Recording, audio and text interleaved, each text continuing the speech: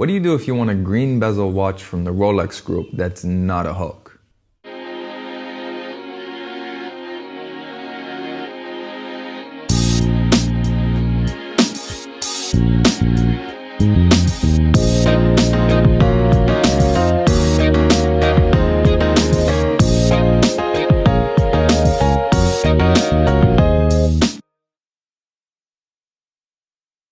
Hi everyone and welcome to Shaluso, and today we're going to be looking at the #1 alternative to the Rolex Submariner Hulk, and that is of course the Tudor Black Bay Harrods. And also I'd like to thank RX8 Golden Shield for lending in the Black Bay Harrods used in this video, and also I'd like to thank the follower of the channel who lent in his Hulk for me to film for my original review as well as for the footage used in this one. Now what I'm going to be doing for this video is I'm actually going to be doing a head-to-head of these two, comparing their history, their design, their functionality, versatility, and their price, of course, so that we can come to a conclusion on which one of these is actually worth your money. Both watches sell for over their retail price on the pre-owned market, so even though there's a big price disparity between the two of them, I think it'd be an interesting comparison to see which one actually comes out as the winner. But let's get right into it, and starting off with the history of these two. So the Tudor Black Bay line was released in 2012 and the Harrods edition was released in 2017. As an exclusive boutique only, it's only available within the Harrods AD in London. So it's extremely difficult to get a hold of purely because there's only one place you can get it. The Black Bay line itself, well, that was pretty much Tudor's modern day revival, and that came about in 2012. So it's been around for about 8 years overall. And apart from the green bezel and a few other details I'm going to be talking about later in the video, this is, for all intents, a regular Black Bay. Moving on to Tudor itself as a company, well, Tudor was founded in 1946 in its current iteration. However, it does have history tracing back to 1926, and it was founded by Hans Wilsdorf. He founded the company on the idea that he could make watches that were still great quality, but more affordable than some of his Rolex watches. Moving on to the history of Rolex, well, Rolex needs pretty much no introduction. Rolex was founded in 1920. However, again, its history reaches back as far as 1905 when Hans Wilsdorf first started making watches. The Submariner itself was released in 1953, and it has been pretty much the iconic go-to dive watch for everyone from professionals to celebrities to fictional characters like James Bond before he was sponsored by Omega. So the Submariner really speaks for itself. As for the Hulk, well, that was released in 2010 as part of the introduction of the 116610 range. So this is the LV, the Lunette Verte, which is the green bezel. But you also have the LN and a bunch of different two-tone and precious metal variants that were released as well. So as far as history is concerned, between the two of these, I'd say hands down the winner is the Rolex Submariner Hulk. Main reason being that as a company, Rolex obviously is always going to have the upper hand on Tudor because Tudor is sort of like its little brother. And also the Submariner has been around for longer, so the first win goes to the Rolex Submariner. Moving on to the design, well, the design of the Black Bay is extremely vintage inspired. It features sort of a greatest hits of Tudor's back catalog, which in a large part is Rolex's catalog, just with different movements. But in terms of the design of this particular one, well, it is 41 millimeters in diameter with a 14.7 millimeter height. So it is quite chunky. However, it does have slimmer lugs and a 22 millimeter lug width. So that does make it quite appropriate for modern straps. But the big advantage it has design-wise, in my opinion, is that in terms of the proportions, when you put it on a strap, it looks much more at home versus the Rolex. Talk more about in a sec. A few other main styling details specific to the Harrods. Of course, you have the green bezel made in aluminum. It has gilt styling to give it a bit more of that vintage feel. You have a Tudor rose on the crown and no crown guards. So pretty much very true to the sort of vintage reissue concept, with a few modern proportions to bring it into the 21st century. Moving on to the Rolex Submariner 116610LV, the Hulk. So of course this is a Submariner. That means you're looking at 40 millimeters in diameter, 12.7 millimeters high, so one of the thinnest dive watches with 300 meter water resistance, and the look of the super case and the maxi dial. So this was introduced, originally the maxi dial was introduced on the Kermit, which was the predecessor to the Hulk. And then as the Submariner was introduced in 2010, they gave it the super case. It looks much bigger than the 40 millimeters would suggest. And that's one of the reasons that makes it so easy for people to wear, because 40 millimeters isn't out of reach of people with small wrists, but the Hulk will never look small on anyone with a big wrist either. And then specific to the Hulk itself, of course, you have that green Cerachrom bezel, and you have that beautiful sunburst green dial, which depending on the angle you look at it, can either be like a really bright green, it can be a dark sort of forest green, or even black in certain lights. So it's a very interesting dial, and it's really something to look at. So between these two, I'm going to give the looks victory to the Tudor. And the main reason why is it stays true to concept, and it is something different. At the end of the day, when it was launched, it was something totally different to what Tudor had at the time. Even though it's vintage influenced, it's still a new design. Whereas in the case of the Submariner, in my opinion, it's just an evolution that's constantly been going on. You could make the argument that its iconic looks are what should give it this victory, but if we're honest, those iconic looks are traced back to the original model in the 50s, so that would be the one that would win the head-to-head in terms of design. So in any case, I'm giving this victory of design to the Tudor Black Bay Harrods. Versatility. Well, as I mentioned before, the Tudor is 14.7 millimeters thick, so that relegates it strictly to casual wear. You won't be fitting any jacket cuffs over it anytime soon. I used to own a Black Bay Chrono and I faced that problem all the time. It's one of the reasons why I sold it, was because I just couldn't use it in every occasion. I could only use it really as a casual watch. Then you have the water resistance. It is 200 meter water resistance. It doesn't, however, have a date. So again, that's another knock on the versatility. If you're looking at an all-rounder, a date is a kind of important complication to have. However, in its advantage, it does also lend itself much more to straps, as I mentioned, because it has that nice 22 millimeter lug width. So it looks proportional when you put it on a strap.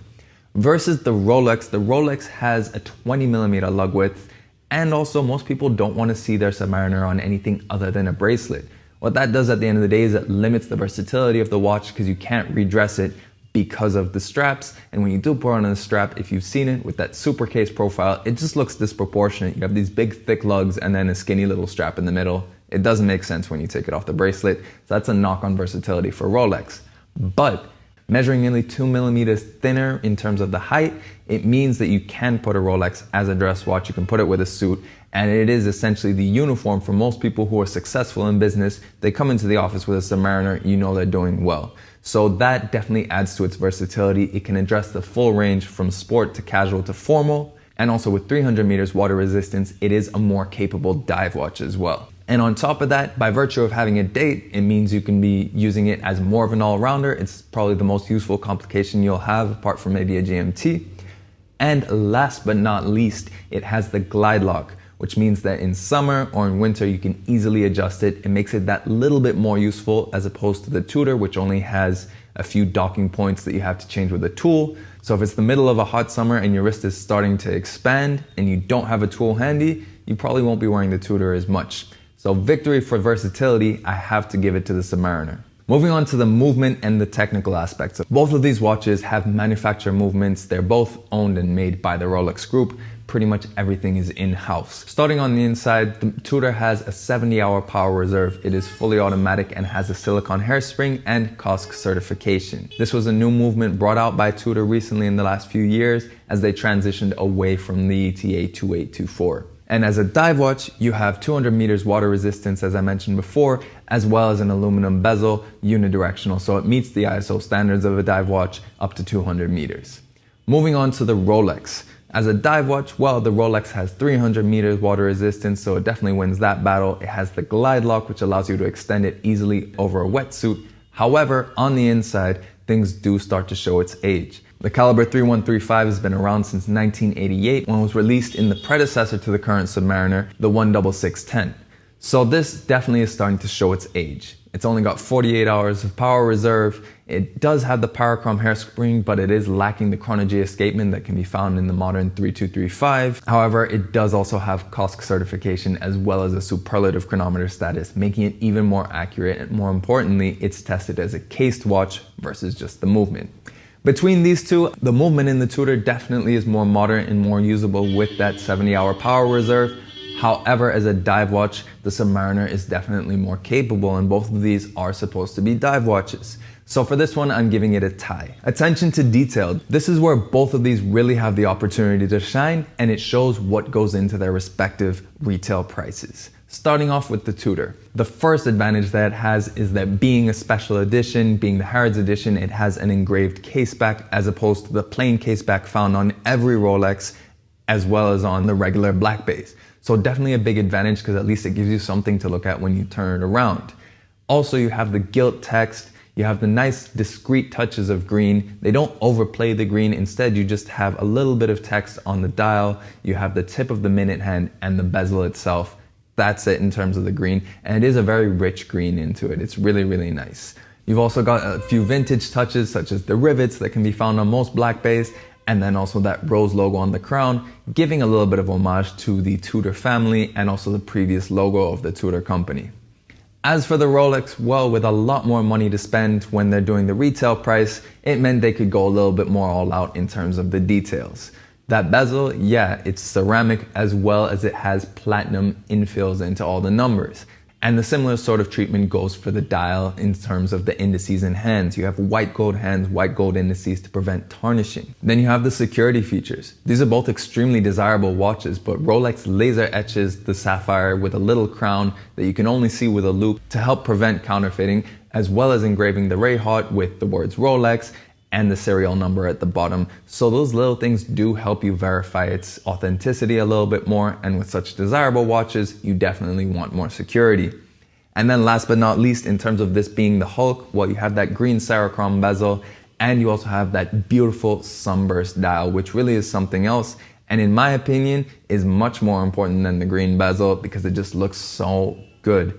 Rolex's dials really are underrated. They don't get enough credit for them, but they do shine on models like this, or the rose gold Sky Dweller, for example, that had that nice sort of salmon-y silvery dial. But between the two of these, despite bearing in mind that the Rolex has a bigger advantage, I still have to give that advantage to Rolex. The fact of the matter is you do get more attention to detail and more interesting little details on the Submariner Hulk. And last but not least, we need to talk about value.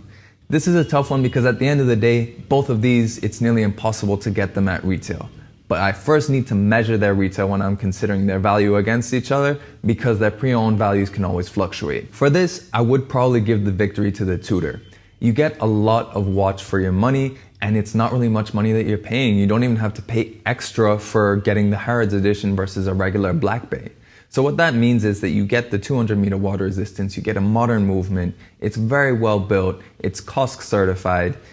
Honestly, you get a ton for your money, and if you could get this at retail, you would be getting much more for your money than what you get with the Rolex. There's tons of videos out there of alternatives to the Rolex, of watches that offer a lot more value in terms of a technical aspect and getting what you get in the box, versus the Submariner, which at the end of the day has fallen behind a little bit because it's been around for 10 years. So in that sense, looking strictly at retail, I give the victory to the Tudor. However, stepping outside of the retail world, you have to give the value proposition and win to the Rolex. Not only because it's selling for much more than its retail price, but the Rolex will easily resell. Even if the craziness goes down, you'll always be able to sell the Hulk because at the end of the day, it is a Submariner. People will always want it. Maybe not as much as they do now, but they'll always want it.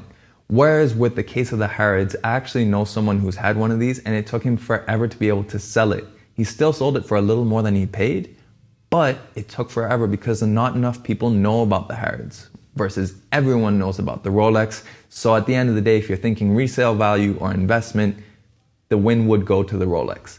But as you probably realized from my channel, I always measure against retail prices because those, apart from the odd price increase, they tend to stay fixed, and that's where I measure the value from a watch. And if it's a watch that's in production, it's where I'll always default when I'm talking about the value proposition of the watch. So if we tally everything up and consider the tie as worth half a point, the Tudor ends up with 2.5 points out of 6 versus the Rolex getting 3.5 points out of 6. So clearly the win goes to the Rolex. But definitely the Tudor puts up a great fight, and if you are looking for something that's truly exclusive, do try and think about the Tudor. If you don't believe me, if you think, oh no, what's he talking about? Hulk is much more exclusive, take a look on Chrono and see how many Hulks are for sale versus how many Black Bay Harrods. That'll tell you which is the more exclusive piece. But in any case, let me know in the comments below, which of these do you like more? Which of these do you think is worth its pre-owned price, and which one would you get if it was your own money? I'd love to know in the comments below. And let me know if you like this new format of doing head-to-heads. I have a few other ones in mind, so I'd love to be able to do those as well. And of course, if you like the video, please do like it and share it. If you want to see all the infographics and pictures from this video, make sure you follow me on Instagram at Shaluso. And if you want to keep seeing new watch videos, then make sure you subscribe to the channel as well. And also, thanks again to RX8 Golden Shield for lending in the Black Bay Harrods featured in this video. And thanks to the owner of the Hulk for lending in his watch so that I could film it and feature it in this video and in the original review as well. And last but not least, thanks for watching this video, and we'll catch you on the next one.